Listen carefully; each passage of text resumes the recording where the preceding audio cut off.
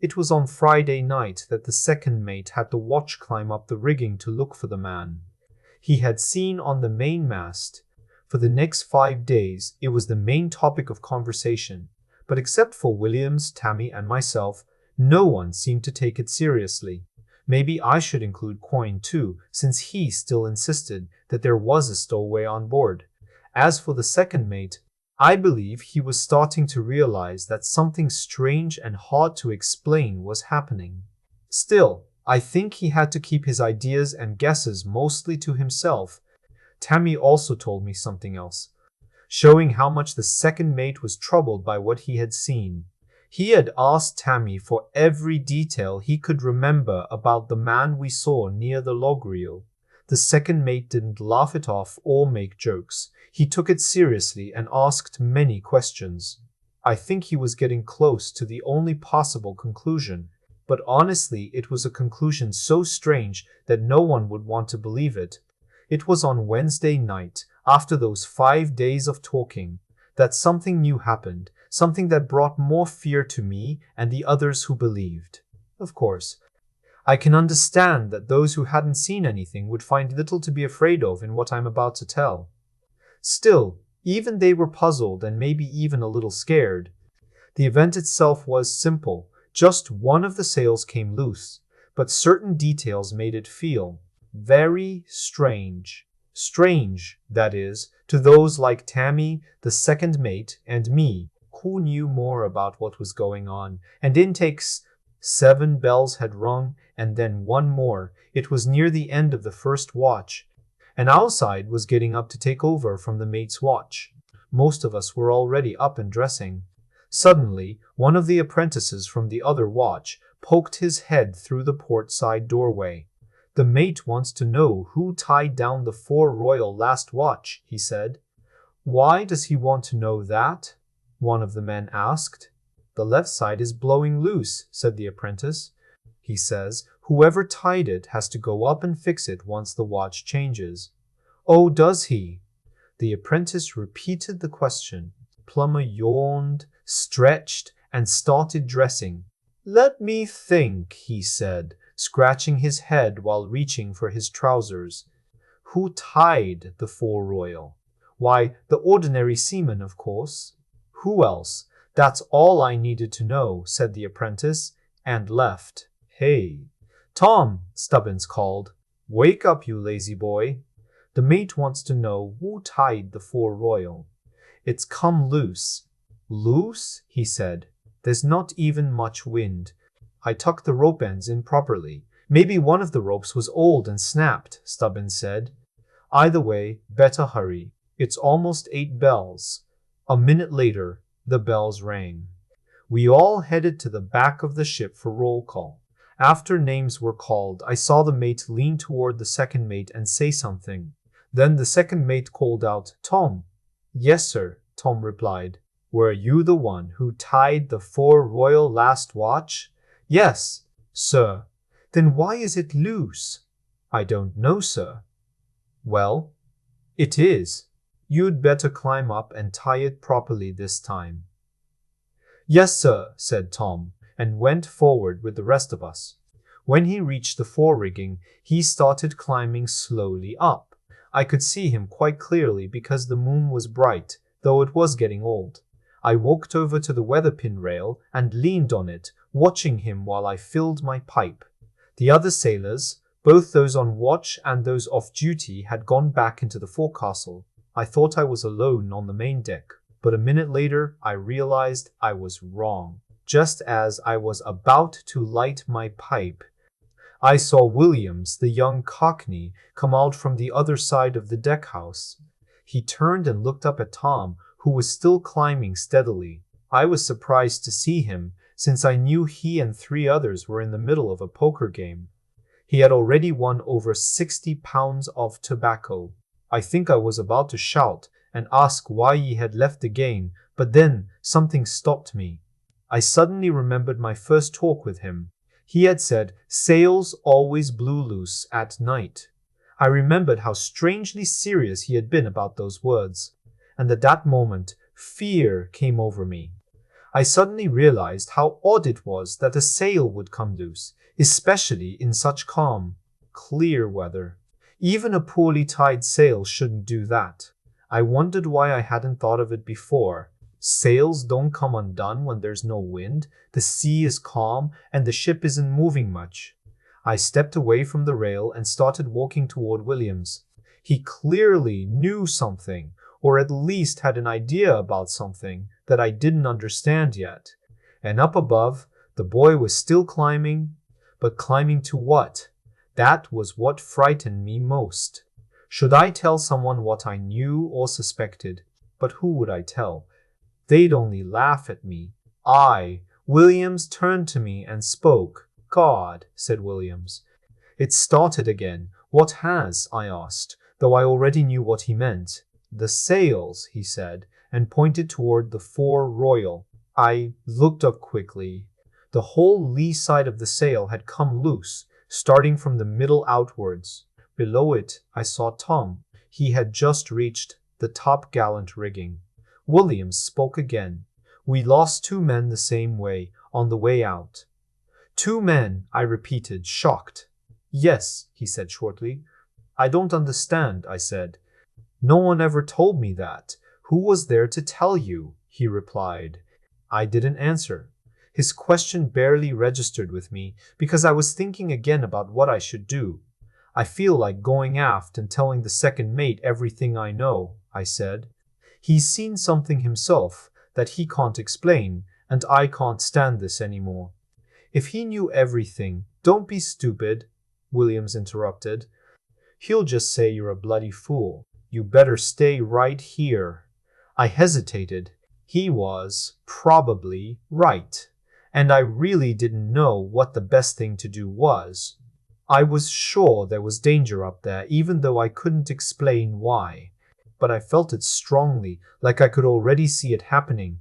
I wondered if I could stop it by going up to the yard and helping Tom. As I looked up at the royal sail, Tom had reached it and was standing on the footrope. He leaned over the yard and reached for the loose sail. Then, suddenly, I saw the middle of the sail jump wildly, like a strong wind had hit it.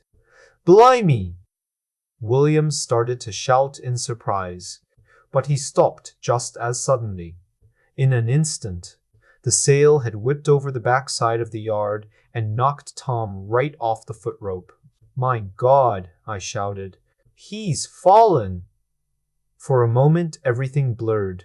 Williams was yelling something, but I couldn't understand. Then the blur cleared and I saw again.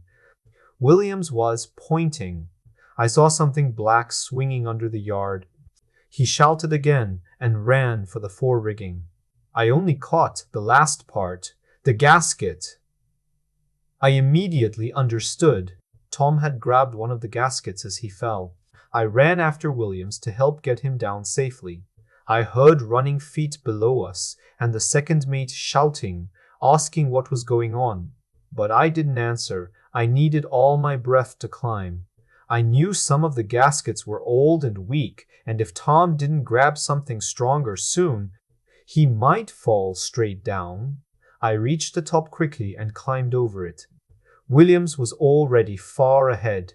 In less than half a minute, I got to the top-gallant yard. Williams had already gone up to the royal sail. I moved along the top-gallant footrope until I was just below Tom.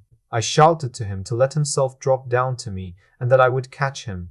But he didn't answer. Then I saw he was hanging there strangely, limp, by just one hand. Williams called down to me from the royal yard. He shouted for me to come up and help him pull Tom onto the yard. When I reached him, he explained that the gasket had wrapped around Tom's wrist. I leaned over the yard and looked down. It was just like Williams said, and I realized how close Tom had come to falling completely. Strangely, even at that moment, I thought about how little wind there was. I remembered how violently the sail had hit the boy. All the while, I was working hard. I unthreaded the port buntline, made a running bowline knot around the gasket, and lowered the loop over Tom's head and shoulders. Then I pulled it tight under his arms. A minute later, we had him safely on the yard between us. In the dim moonlight, I could just see a big bump on his forehead, likely where the sail had hit him. As we stood there catching our breath, I heard the second mate's voice from just below us. Williams looked down, then up at me, and gave a short, dry laugh. "Crikey," he said. "What's wrong?" I asked. He nodded his head downward. I turned a little, holding the jackstay with one hand and supporting the unconscious Tom with the other. Then I could look below. At first I saw nothing, but then the second mate's voice came again. "Who the hell are you? What are you doing?" Now I saw him. He was standing at the bottom of the weather topgallant rigging, looking up from the back side of the mast. In the moonlight, his face looked like a blurry, pale shape. He repeated his question. "It's Williams and I, sir," I said. "Tom had an accident." I paused as he began to climb higher. From the lee side rigging came the sound of sailors talking. The second mate reached us. "Well, what happened?" he asked sharply. "What's going on?" He leaned forward to look at Tom. I started to explain, but he interrupted. "Is he dead?" "No, sir," I said. "I don't think so. But he had a bad fall. When we got to him, he was hanging by the gasket. The sail knocked him off the yard." "What?" he snapped. The wind hit the sail, and it swung back over the yard. "What wind?" he cut in. "There's barely any wind." He shifted his stance. "What are you talking about?" "I'm telling the truth, sir. The wind lifted the sail and knocked Tom off the footrope." "That's nonsense." His voice sounded more confused than angry, but I could tell he was suspicious, though maybe he didn't even know of what. He looked at Williams and seemed about to speak, but changed his mind. Then he shouted down to one of the men who had followed him, "Go get a coil of 3-inch manila, rope, and a tail block. Quickly." "Aye, aye, sir," said the sailor, and climbed down fast. "When we get Tom down, I'll want a better explanation than what you just told me. That one won't do." "Very well, sir," I said, "but there isn't any other explanation." "What's that supposed to mean?" he shouted. "I won't allow backtalk." "I didn't mean to be rude, sir. I just meant that it's the only explanation we have." "I'm telling you, it won't do," he repeated. "There's something too strange about all this. I'll have to report it to the captain." "I can't give him that story." He stopped suddenly. "It's not the only strange thing that's happened on this ship," I said. "You should know that, sir." "What do you mean?" he asked quickly. "Well, sir," I said, "honestly, what about the man you sent us after the other night? Up the main mast?" No more backtalk, but I could tell I had hit a nerve. He no longer seemed sure that I was just making it up. For maybe half a minute he said nothing. I guessed he was thinking hard. When he spoke again, it was about getting Tom down to the deck. "One of you will have to go down the lee side and help guide him," he said. He looked down. "Are you bringing that gantline?" he shouted. "Yes, sir," I heard a man reply. A moment later, I saw the man's head appear at the top. He had the tailblock around his neck and the end of the gantline over his shoulder. Soon, we set up the gantline and got Tom down to the deck. Then we carried him to the forecastle and laid him in his bunk. The second mate had asked for some brandy, and now he began giving it to Tom. Meanwhile, 2 of the men were rubbing his hands and feet. After a while, he began to wake up.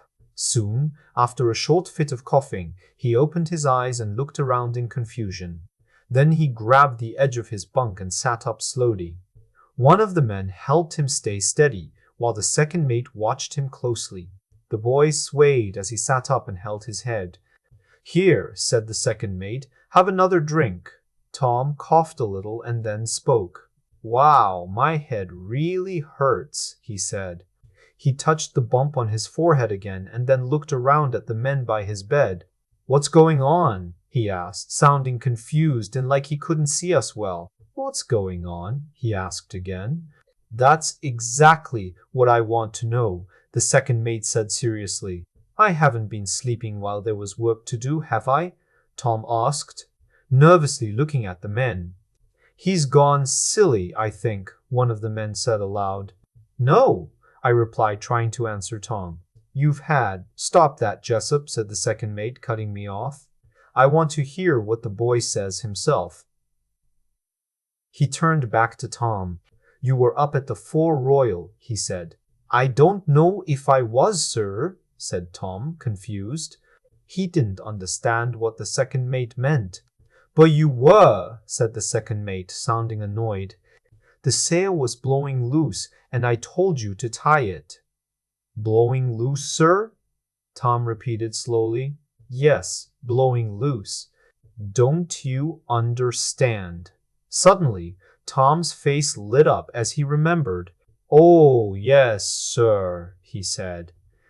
The sail was full of wind. It hit me right in the face. He paused.